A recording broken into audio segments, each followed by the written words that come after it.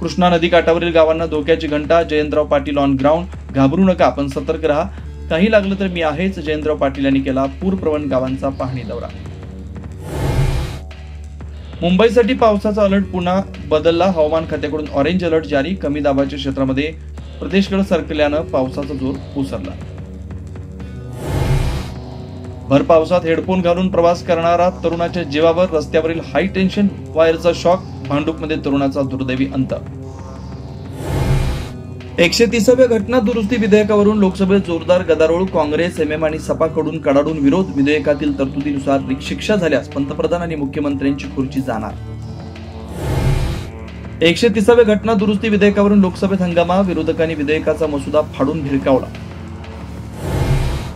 खड्ड्यांनी भरलेले किंवा वाहतूक कोंडीमुळे जाण्यायोग्य नसलेल्या महामार्गावर टोल बंद आहे. सर्वोच्च न्यायालयाचा ऐतिहासिक निर्णय. केरळ उच्च न्यायालयाचा निर्णय सुप्रीम कोर्टाकडून कायम. बेस्ट पतपेढी निवडणुकीत ठाकरे बंधूंच्या पॅनेलचा पराभव. शंकरराव पॅनेलचे सर्वाधिक 14 तर महायुती प्रणित सहकार समृद्धी पॅनेलचे 7 उमेदवार विजयी. ठाकरे बंधूंना भोपळाही फोडता आला नाही.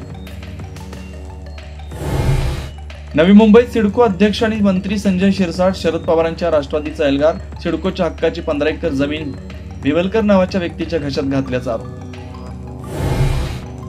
राष्ट्रवादी शरद पवार गटाचे आमदार संदीप क्षीरसागरांनी अजित पवारांची घेतली भेट. बीडचे पालकमंत्री असताना भेट घेतल्याची क्षीरसागरांची स्पष्टोक्ती. देवळाली प्रवरेत गंभीर घटना. प्रवरेत गेली काही दिवसापासून चाललंय तरी काय. वेगवेगळ्या घटनेला जबाबदार पोलीस की नागरिक.